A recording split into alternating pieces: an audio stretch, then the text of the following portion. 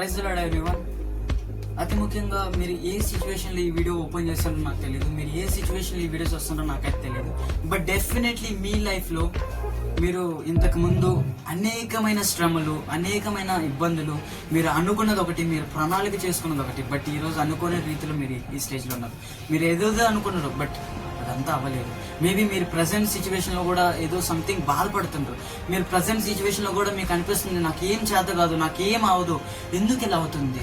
మీరు ఆత్మీయంగా ఎదగాలన్న ఆశను కూడా మీరు ఎదగలేకపోతున్నారు. మీరు అనుకున్న పరిస్థితులు మీకు అనుకూలంగా అవటం లేదు, మీకు కుదరటం లేదు. మీరు ఏదేదో అనుకుంటున్నారు, బట్ జరగటం లేదు. మీ వల్ల మీకు చేత కావటం లేదు. ఈవెన్ మీకు తెలియని ఫ్యూచర్ గురించి కూడా బేస్ చేసుకొని మీకు ఫ్యూచర్ గురించి కొంచెం కూడా అవగాహన లేదు. అయినప్పటికీ మీరు తెలియని ఫ్యూచర్ గురించి మీరు టెన్షన్ పడుతున్నారు, బాధపడుతున్నారు.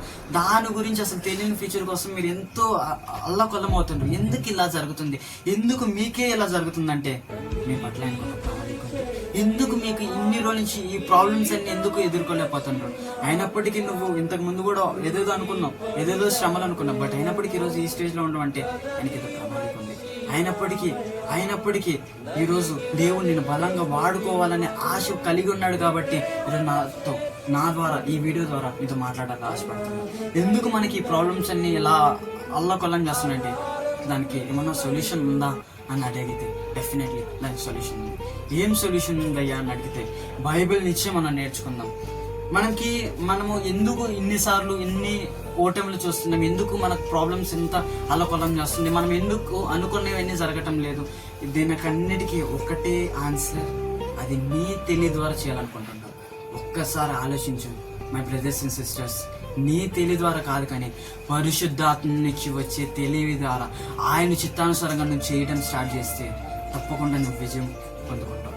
బట్ అది పొందుకోవాలంటే నువ్వు చేయాల్సింది ఏంటంటే ఉపవాస ప్రార్థన. బాగానే ఉంది కిషోర్, ఉపవాస ప్రార్థన వల్ల సమస్తం సాధ్యమే అని చెప్తున్న బాగానే ఉంది. బట్ ఉపవాస ప్రార్థన ఎలా చేయాలి?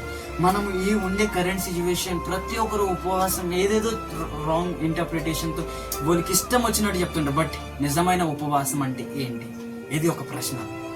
Here the question comes, what is fasting prayer? Fasting prayer అంటే ఏంటి?